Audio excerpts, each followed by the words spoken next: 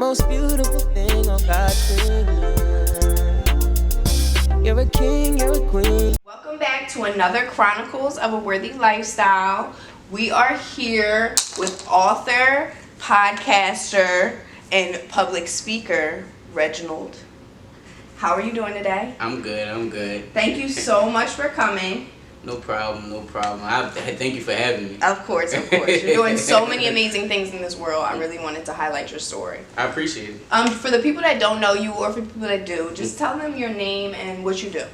I'm Reginald A. Howard, and I try to shorten it and say I'm a mental health advocate because when I start listing, it sounds like bragging, and I don't like to feel like I'm bragging. Brag on him. So I'm a mental health advocate who uses my story in different platforms to inspire and hope that people will feel comfortable and confident enough to share their story. So I have a podcast called the Black Mental Health Podcast, and I bring people on who share their stories and talk about their experience in hopes of having someone who's feeling alone inside feel comfortable and confident enough to want to share their story. So I have my Black Mental Health Podcast. You can subscribe on YouTube or whatever. I have my book called Suffering into Success, a paradigm shift for struggle so that you can achieve happiness. And that's basically about how everybody wants to be successful, but no one wants to struggle. They want the fit body, but don't want to go to the gym. They want the good home cooked meal, but don't want to have the oven heat up. A butterfly a caterpillar has to go through the cocoon to get to the butterfly, just as well as a diamond is a piece of coal before it becomes a diamond, and it has to get heat, pressure, and all that stuff before it becomes a diamond. So I got my book on Amazon. I just started public speaking, talking to the kids about the importance of mental health, talking to colleges, and eventually, hopefully, corporate America will come knocking at my door. So that's a part of it as well. Mental clarity coaching, helping people get through personal development. You know, not everybody wants to go to a therapist right away. They don't feel comfortable or confident enough. They just want to have a regular conversation. I've always been told like I have a good listening ear. So it's like I'm basically the wall that you talk to and I respond. and like we'll work through your thoughts together. I'm not going to give you no clinical advice. There are professionals who put years in that can do that. But you know, it's called mental clarity coaching. Just unraveling and understanding everything that's going on in your mind. I think that's it. I like the mental health clarity coach. I love that. So I think that's it.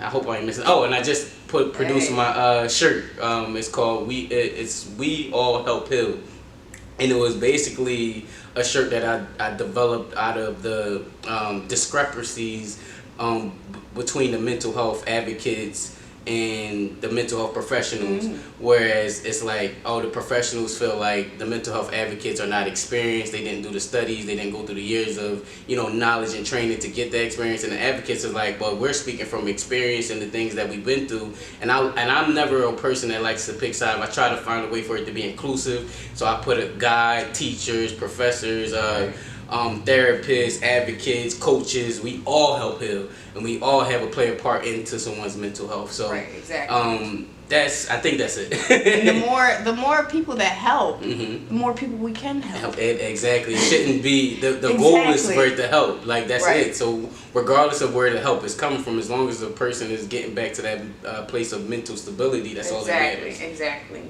So tell us a little bit about your background, or like that testimony that you were talking about in the beginning, where you come from and like how you grew up, your family life. Well, I give the short version. You mean as far as like what made me get into mental health, or just me as a person?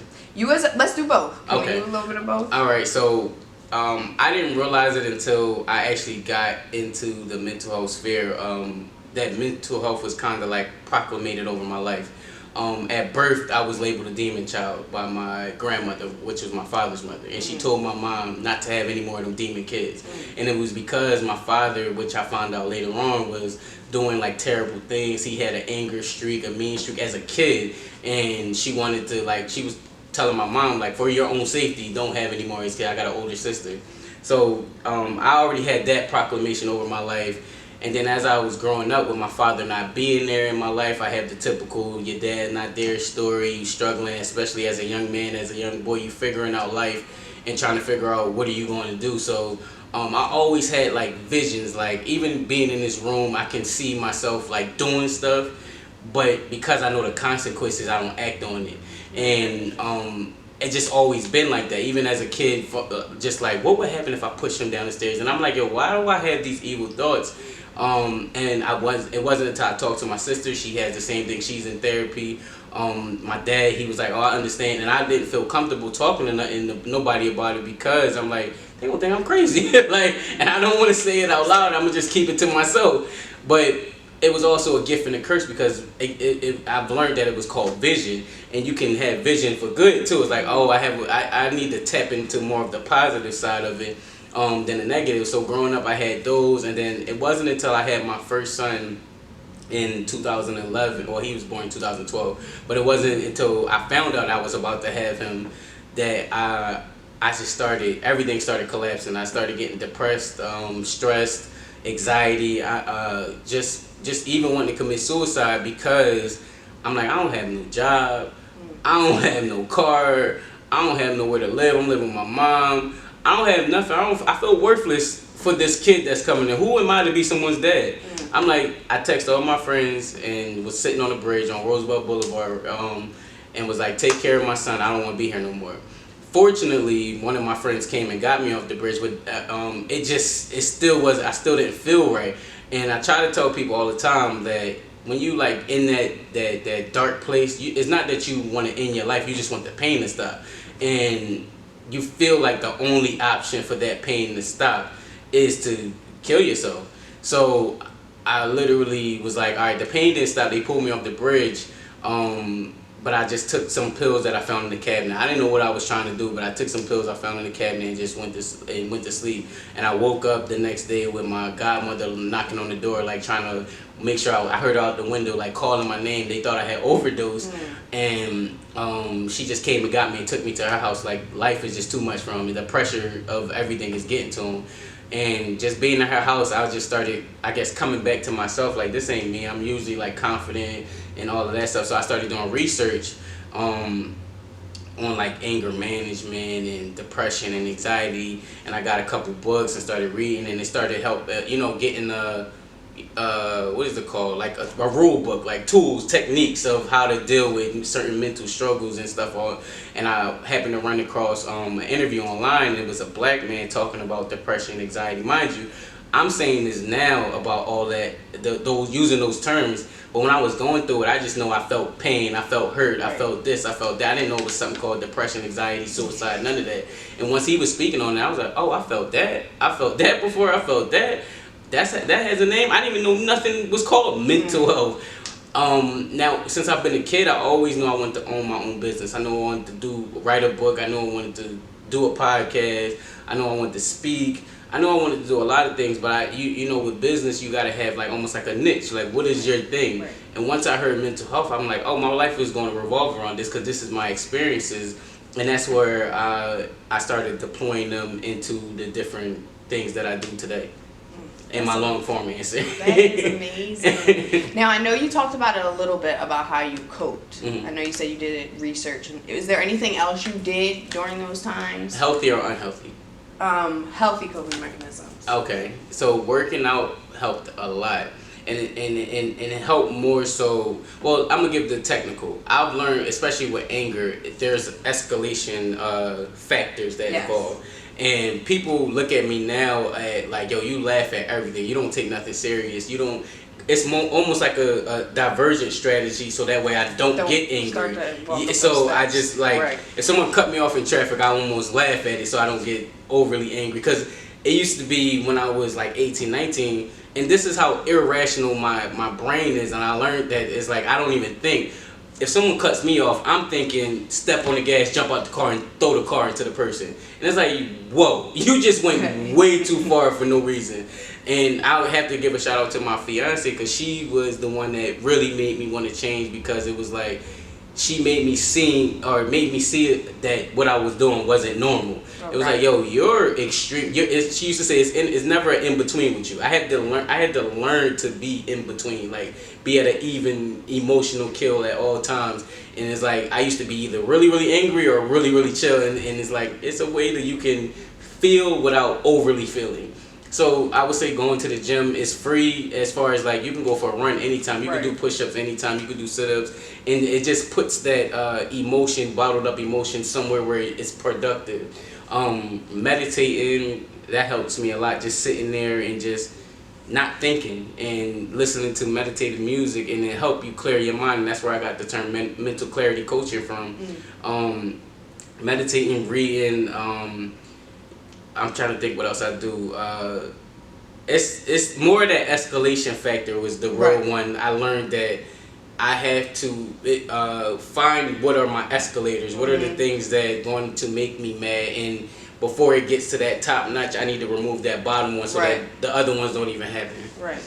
But that's literally what it is. It's like I learned what my triggers were. Triggers, yeah. Once you identify the triggers, you don't even put yourself in that predicament. I tell people all the time that it's like walking up the steps. It's like once you realize what that bottom step feels like, you can kind of prevent yourself from going to the second step. I know exactly when I'm about to get angry. Right. And as soon as I see it, I kind of run fast away from it. I actually learned that being around my dad, because we reconnected and rebuilt our relationship around that same time. That was one of the researches things I did. I was like, I don't know this guy from a can of paint. Let me go reach out to him, because obviously we have some type of connection. Let me reach out to him and see what was going on. And I remember one time where he was around his mother, the one that called me the demon child, and we were talking. That was around the time I was expressing to her, I never liked you because you called me a demon child. And she was explaining that, and then in the midst of her talking, I seen him get up and walked out. And mind you, he just said, "I'm gonna get up and get some air." And then later on, I met with him outside, and I asked him, I'm like, yeah, I didn't even know you got up and left. He was like, yeah, because she was saying some craziness that I didn't agree with, and I didn't want to get mad. And I was like, you did that bravo so smooth, because I didn't even know you were angry. You just got up and just excused yourself. Right. And I was like, oh, I got to use that. Like, I give people the benefit of the doubt. I try to look at the positive before I get to the negative, because I'm already start to think in an angry state if I give you the negative version of it. So, just learning little different techniques like that has helped me in the long run. Right. That's amazing, and it's amazing you were able to do that. What is your why or inspiration for getting through all this? Do you have a why or inspiration? Yeah, my son is my why. He really, my oldest son. I gotta remember, I have a baby son. He'll be a year soon. But my oldest son gave me, I guess, inspiration of a person, someone that's dependent on you to be successful. Almost like their success in life depends on what you do. And now it's like I'm almost like meticulous with my actions because I have my son. Before, like I said, I wanted to do things, but now I'm like almost required to do things, and you have to do them. So my son gave me the inspiration, and I literally like having these conversations. I literally like sitting down talking to people. Like I literally like really enjoy talking for hours with people, and just hearing their dreams, hearing their goals, hearing what they've been through, hearing everything that goes on with them. So I wanted to turn it into a business or turn it into a passion project where for a long time I was suffering my family because of what I wanted to do as far as what I love. And I learned to be able to do what I love and get paid for it at the same time. So I guess I'm lucky in that aspect. That's amazing. That's amazing. Now, I know recently I saw that you got into a really bad car accident. I just wanted to talk about that because your whole recovery and just seeing you now is amazing coming from where I saw you before. So can you just tell the people what that was like, both physically and mentally, for you to go through that process?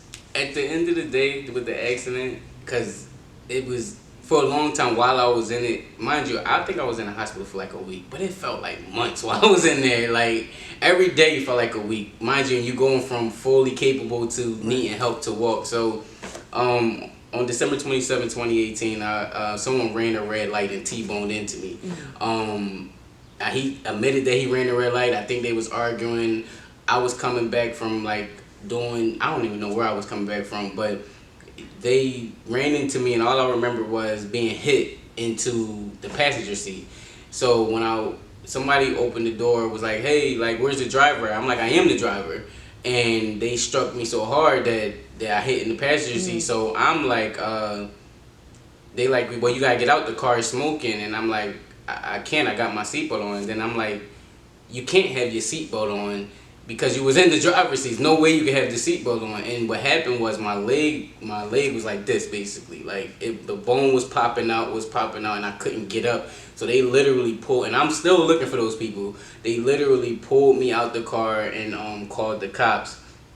And I just remember going in and out of like consciousness. I was in the ambulance, and I was like, God, that 2018 was one of the best years of my life because I got my first book accomplished. I got my podcast out. I was speaking. I finally found my groove, and I'm like, I can't go out like this. I was just getting started, and I just was having a talk with God, like, if I get out of this predicament, I am going to go 10 times harder, like every single day, because we get tricked into believing like we here for a long time.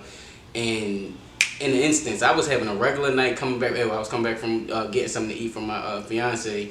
Regular night, and just in an instant, like the same route I take every day home, and in an instant something like that can happen. I was like, oh, whoa, this can happen at any time. So if I can get out of this, I'm going to go 10 times harder with everything. I'm going to be the best fiance, the best father, the best communicator, the best everything, because it can be snatched away.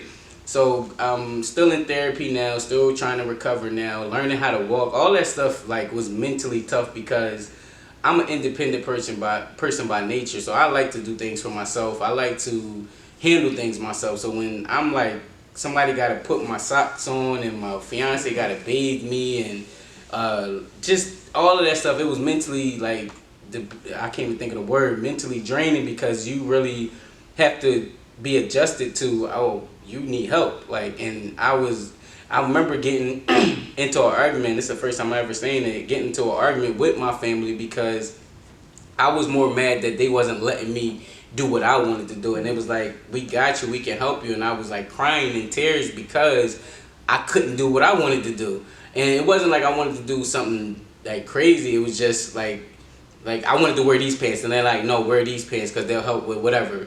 And I was just crying because why can't I wear the pants that I want to wear to? And it wasn't something that's pants, I can't remember it, but I just remember crying because I couldn't do what I wanted to do. So that was mentally like just messing with me. And then the fact of one thing that I try to tell people that I'm still dealing with to this day, that I'm still trying to figure out, I don't even want to go into the hood anymore because kids walking out on the street, people walking out, red lights, it's just all this commotion going on, and it just PTSD. Like, I'm scared that I'm like on edge every time something pops out because I don't know that it could be over. So I'm like almost scared of that in a sense where I don't want to drive. I don't want to like go into these places. And I love my people, so I want to go where the people at, but I'm still working through that, trying to figure it out. But the one thing I will say is the accident was the best thing that happened to my life. The best thing, because I told you about the shirt that I got. Now people get to see I'm walking what I preach. Like I'm not just. I would love to see half of these life coaches, motivational speakers go through something while they preaching about what they like. You can talk all that hoorah and be the best you can be and don't work all these hours until it's time to actually do it, and then it's like, well, you could go to sleep, or you could take a break, and it's like people get to see me work through everything and still like be the best dad, be the best person, and they get to watch me preach watch me recover. They get to watch my story. Now, basically, I was telling somebody that the other day, and they was like, your story got validation. That your words have meaning now. Like, people are watching your story unfold, and it's an amazing thing to people. So I'm actually grateful because now I get to improve what I've been saying. Right. Right. Now, I know you have the podcast. I want to talk about the podcast, the Black Mental Health Podcast. I want you to just explain to people what that's about, where they can find it, how they can subscribe. The Black Mental Health Podcast was birthed out of conversations like I'm having now. And I would just have with regular, everyday people, and I would leave with the inspiration thinking like everybody needs to hear it. But I can't tell someone's story better than they could tell it. And there's little things that they don't even realize they're saying. So I wouldn't be able to give them. I'm like, you know what? Let me just get it on camera. Let's literally record these conversations that I'm having. So when I have guests, they're like, well, what's the questions? I'm like, I don't have questions because it's literally the way I explain. I'm like, you ever been at the bus stop or the train and you tell somebody your whole life story and then they get on the bus, you never hear nothing from them again? That's exactly what my podcast is, because those stories are so juicy or so good or so inspiring, so can help someone, but it needs to be captured so that way someone can like go back and know that they're alone. I always, when I speak to kids, when I speak to these people, I'm like, there's no way we should all feel alone in a room full of people. There's no way. And the only reason why we all feeling alone is the fact that no one is sharing their story. They're all keeping it to themselves. And I wanted to provide a place where people can share therapeutic stories in hopes of inspiring other people to share their stories and know that they're not alone. It's on YouTube. It's on, I was about to say Amazon. It's on YouTube. It's on Apple. It's on Spotify. It's on iHeartRadio. And it's going to keep going. It's growing. It's getting bigger. And I'm appreciative of all the reception that it's getting to, because I thought no one would be interested in those conversations, but it's turning out that people are like, oh, I like this episode when she said this, and I like it. And it's helpful for me because most of these people that I bring on have some sort of significance in my life. Like I had a college roommate where we talked about like he thought I didn't like him because he was gay. Just for me, I'm like really understanding like different intricacies of people that, you know, we live in this bubble where we think everyone sees the world the way we see it, and you get to learn and be educated about other perspectives in life. So that's my little baby. That was one of the first ones that I created, the first things that I created, and it's coming up on its year anniversary of it being out, so I'm very proud of it. That's so dope. That's so dope. Now, I know you did tell us a little bit about your book, Suffering into Success. Mm-hmm. Can you just give us a little more about it and where they can purchase that as well? So, the concept was derived from a situation from me and my mother. She had kicked me out. It's something that everyone goes through, where you start to become an adult, but your mom looks at you, or your parent looks at you as a child, and so y'all start to bump heads, and you think you're running the household, and it's like, that is their house. Like at the end of the day, if you think you know what's best, go run your own house. So it started out of a place where of me and my mom going through it and our struggles and the stuff that I grew up and, you know, them different perspectives. And she had kicked me, my fiance, and my at the time I think he was like 3-year-old son out, and I was furious with her. You couldn't tell me that me and my mom was ever going to talk again, because I just was so mad. It was, I don't know if you remember, but like it was when we just had a big snowfall and it was like up to your knees, and I'm like, I gotta move all this stuff out in the middle of the night, and it just was like very angry. I was so angry that I hated her, and at the end of the book, and I'll even give it away, I wound up being grateful that it happened, and grateful because it made me a man. I was able to prove that I can survive in this world. I'm thinking I'm doing it out of sheer trying to prove her wrong, and in a sense it was like it's one of them things where you go into the woods and you go kill your first deer or whatever, back in them old tribe movies, where, and it's like, all right, you a man now, like we're not gonna look at you as a child. And I had to change the perspective of the people in my family as well, them not seeing me as the son, the little brother, the little person, and it's like, oh, you're a man, like you have a family, you have this, like right. you I had a blog that I wrote a few years ago where it's called like, you got to reintroduce yourself to your parents, because they only look at you in one way, and it's like, no, I'm this person now, right. And they hold that. But again, it's the concept of the book was basically how we all want to be successful, but we don't want to struggle. Like we really want to, people don't want to use their failures as things that are building blocks to get you to where you want to get to. The quote that I got in there that people have been resonating with is, you got to learn how to turn your failures into fixtures. And like I had multiple things that I was trying to do, where one business I had to build a website and learn how to, you know, I forgot what the business was, but now I know how to build websites for the rest of my life. I started my mechanic school, got my toolbox, so I was ready to get up under a car, failed at mechanic school, like I couldn't do it. But now I got tools for the rest of my life that I can use, you know, anything around the house or fix little stuff around the car. But there's certain things we get throughout life. They're like little pieces that add into like building the whole foundation of Right. like who you are and what you're gonna have. So tell me what the book making process was like. Whew. And I just talked about, like, I put a post up because somebody did a review of it. It was one of the hardest things that I had to do in my life. Besides having my children, it was one of the hardest things that happened in my life because I wanted to give up so many times. I wanted to give up, but I knew the concept was good. Like, I knew the concept was one that a lot of people felt, but it hasn't been like packaged together. And I was like, this message has to come out. It literally started, and I'll give a piece of, like, because I help people with the coaching on how to develop their book. And literally how I started the process was I was doing Uber part-time, and I knew I wanted to write about success. So I just took everything I knew about success and just started talking about it in a voice recorder while I was doing Uber. So I would be driving and just talking and like success, like you gotta struggle and da-da-da. And I talked it out, and then I went home after I felt like I had enough, and I just got sticky pads on the board, just like right here. I got a sticky pad, and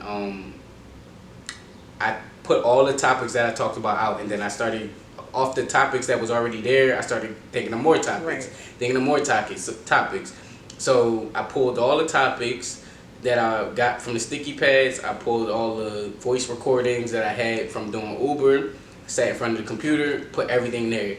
And then I started connecting the dots, turning it into something, and then flushing out concepts that I seen. It was like, oh, I could have wrote a little bit more about that. So, all right, this can turn into 2 sections, just literally like puzzle piecing it together.